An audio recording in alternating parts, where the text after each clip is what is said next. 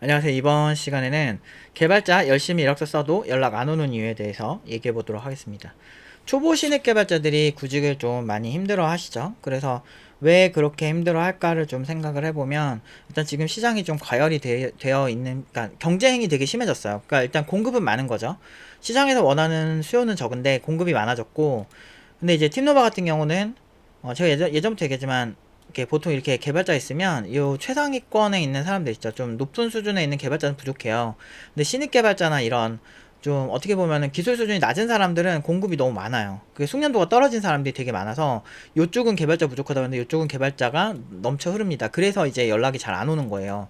그런 것도 좀 있고, 그리고 이제 이력서 자체에 문제가 있는 경우가 있어요. 일단 기본적으로 실력이 있어야 되는데 뭐 이렇게 엄청 잘하는 사람 이런 기준으로 얘기할 생각은 없고, 일반 신입 개발자들 중에 수준이 비슷비슷하다면 동급 대비 내가 떻게 해야 괜찮은지 좀 이렇게 팁을 좀 알려드리면, 일단 복잡한 이력서는 좀 지양하셔야 돼요. 그러니까 개발 회사는 많은 이력서를 검토해야 되거든요. 그러다 보면은 요즘은 더 많이 오니까 이제 너무 이력서가 많이 오는데 이 사람이 어떤 개발자인지 우리 회사랑 스택이 맞는지 그것만 가볍게 보고 싶거든 사실. 근데 이력서에 막 초반부터 막 이상한 거 막 올라가고 그러면은 좀 피로도가 높죠. 그러면 호감이 좀 떨어질 수 있죠.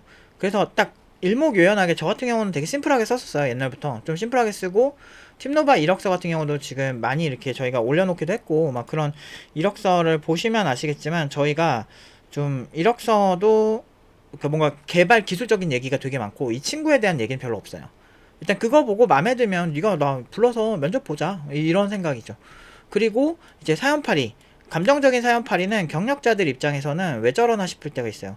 막 방송 작가들이 좋아하겠지. 막 슈퍼스타 K 막 옛날에 들어갈 때 막 아버지 돌아가신 거 얘기하고 막 되게 눈물 흘리고 막 그러면 아무래도 팬덤이 더 생기잖아. 근데 좀 감성적인 사람들이.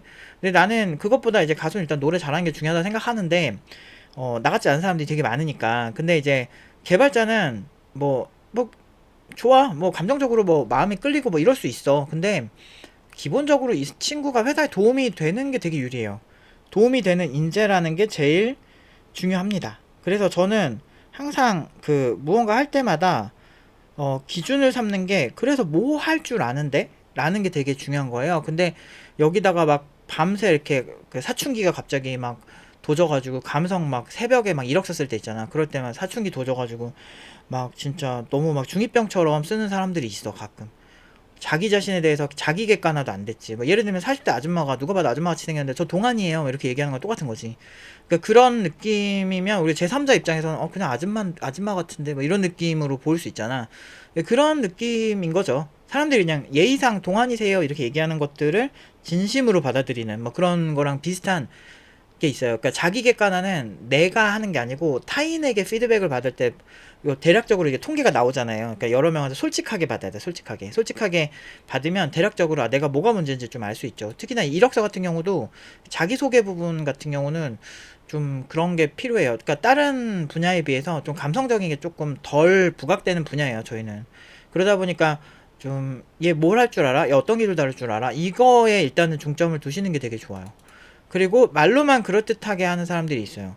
막 이력서에 저는 착하고 성실하면 매우 괜찮은 사람입니다. 이것도 자기 객관화가 안 된 건데, 자기 객관화가 안 되면 이렇게 문제가 생긴다니까. 근데 그렇게 성실하고 착하고 한 친구가 왜 개발 수준은 생각보다는 많이 안 높지? 그렇게 생각할 수 있어요. 성실하게 공부를 했으면.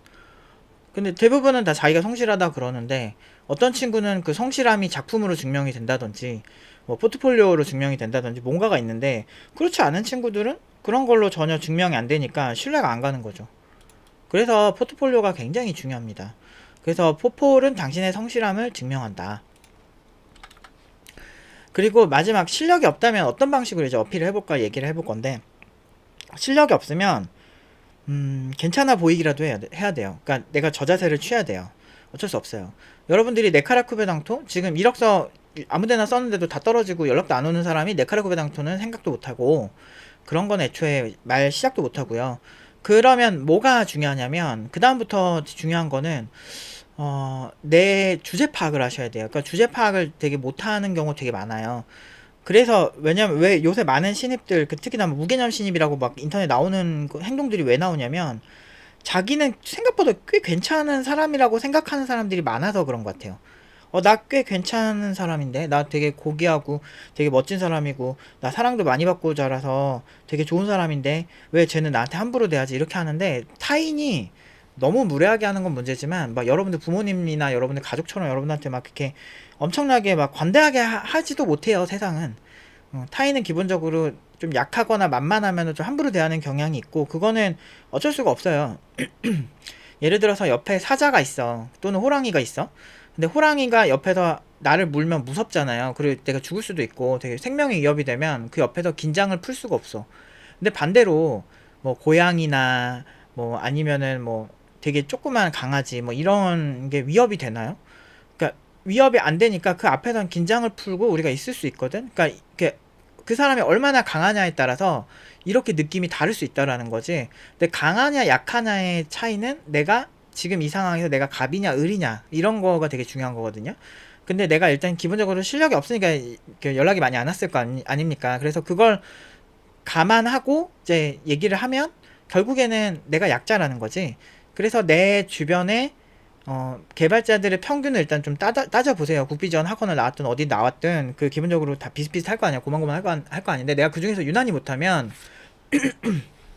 공부를 하면서 포트폴리오를 조금씩 업데이트하는 것도 나쁘진 않아요. 근데 너무 최악이면 몇 달 정도 더 포트폴리오를 진지하게 만들어서 포트폴리오를 그거를 업데이트하는 게 확률이 훨씬 높아요.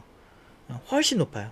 그러니까 일단은 이력서 딱 그 볼 때 팀노바 이력서가 막 되게 개발자 커뮤니티에 욕 존나 많이 먹었는데 지금은 신입 개발자들의 어떤 바이블이 되고 있죠. 근데 그러니까 경력자들도 요새 많이 따라한다 그러더라고. 그 졸업생 친구들 이제 회사 들어가서 에이스 개발자가 되고 그러면 개발팀장도 많이 되거든요. 그러면 이력서 많이 온대요. 그러면 그거 보면 팀노바 스타일로 쓰는 친구들이 꽤 많다고 하거든요. 근데 팀노바 이력서라고 치셔가지고 유튜브에 있으니까 그 비슷하게 쓰는데 이렇게 만든 게 많지 않으면 이렇게 팀노바처럼 이렇게 모든 내용을 다 적을 필요는 없고 기본적으로 자기소개 딱 아주 간단하게 너무 사연팔이 하지 마세요. 진짜 그거 싫어하는 사람들 진짜 싫어해요. 그 간단하게 뭐 저는 어떤 걸 지향하는 개발자입니다. 뭐 요 정도만 하면 될 것 같고 그 다음에 뭐 현장에 가서 간단하게 자기소개해도 되니까 그리고 거기 그 다음에 이제 이력서 쓸 때 이제 앞부분에 좀 내 기술 스택 그 쓰시는 게 되게 중요해요. 그리고 너무 기술을 너무 아예 안 쓰는 것도 좀 되게 아쉬울 수 있어요. 그래서 제가 그 추천하는 거는 여러분들이 사용한 프레임워크 정도는 다 명시하시는 게 되게 좋고요. 왜냐면 개발 회사에서 사람 뽑을 때 보면 한번 간단하게 볼까요? 자코리아에 올라온 이제 자바스크립트라고 제가 검색한 결과인데요. 이게 붙여서 안 써서 그런가? 자바스크립트라고 검색을 하면 1116건이 나오는데 보시면은 어디를 한번 볼까요?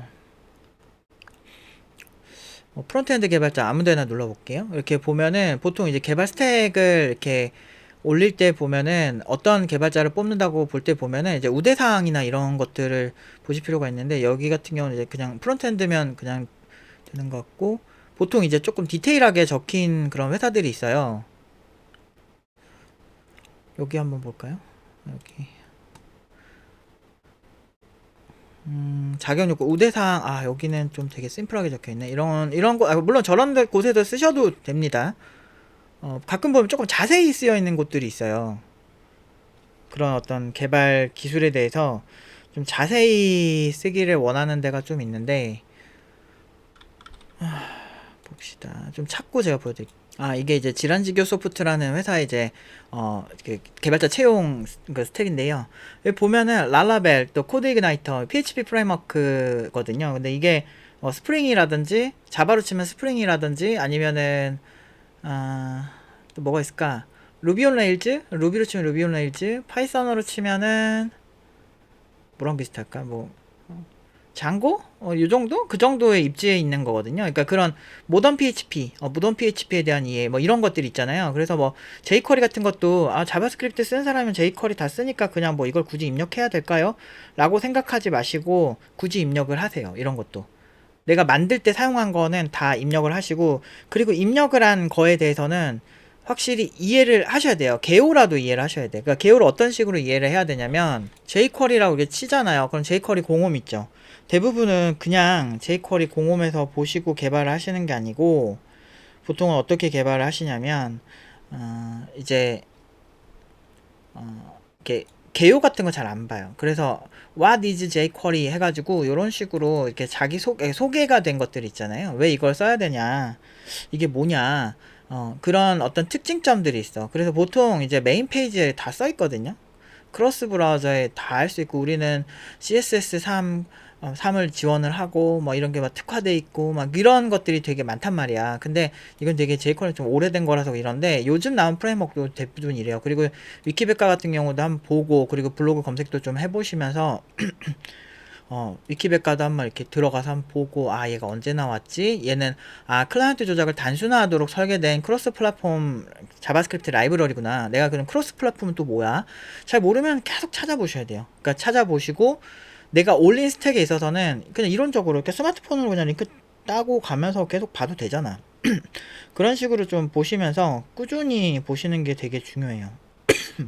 그래서 내가 모르는 거를 대략적으로 어느 정도, 내가 쓴 이력서에서 내가 모르는 용어들은 최대한 개요 정도는 다 알고, 어느 정도 어떤 취지에 이게 생겼는지 정도는 아는 수준으로 가야, 예를 들어서 그쪽에서 우연히 뭐 jQuery 사용하셨네요, 뭐 이렇게 할 수 있잖아. 또는 모던 PHP 하셨네요, 아니면 뭐 장고 쓰셨네요, 장고를 왜 쓰는지 아십니까, 뭐 이렇게 물어볼 수 있고, 장고 어디까지 해봤어요, 뭐 이렇게 했을 때 예를 들면 이런 거죠. 장고가 처음에 생길 때 이제 뭐 신분사나 이런 데서 좀 빠르게 만들려고 생산성에 좀 중점을 두지 않았습니까? 뭐 이렇게 얘기를 하면, 오 제법인데, 이렇게 볼 수 있어. 아무것도 모르는 친구들보다. 근데 아예 준비가 안 된 친구들은 얼굴이 그냥 빨개져요. 그러니까 면접 오면은 뭐 어떤 질문 하나 하면 얼굴이 빨개지고 아무 말도 못하고 막 이런, 되게 그런 친구들도 있어요. 그리고 이제 되게, 난 아무것도 안 했는데 그냥 이거 어떻게 하셨어요, 뭐 이런 것만 물어봤는데 막 되게 많이 상처를 준 것 같은 이상한 기분에 휩싸여서 이제 빠이빠이 하는 경우가 있죠. 그런 경우가 이제 비일비재합니다. 그래서 제가 그런 식으로 좀 준비를 하면 그래도 그 면접까지 어떻게 공략이 되지 않을까. 이제 이 다음 영상은 이제 면접 때 자꾸 떨어지는 그런 케이스에 대해서 한번 얘기를 해볼게요. 일단 이제 이력서 준비를 하면서 내가 사실상 면접 준비를 한다고 보시면 되고, 그렇게 제가 말씀드린 걸 다 했는데도 불구하고, 그리고 이제 그 어떤 스크린샷 화면 같은 것도 지저분하게 찍지 말고 좀 괜찮게 찍어야 돼요. 그지같이 찍지 말고, 알았죠? 그지같이 찍으면 정말 막 보는 입장에서는 얘는 진짜 취업하고 싶지가 않구나, 이런 느낌이 들어. 이런 성의 자체가 없는 거야, 보는 사람에 대한. 근데 200개가 오는데 200개 중에 성의 있는 애들 막 확실히 눈에 띄거든, 성의 있는 친구들은. 그 경쟁이에요. 이력서 때부터 엄청 경쟁이야.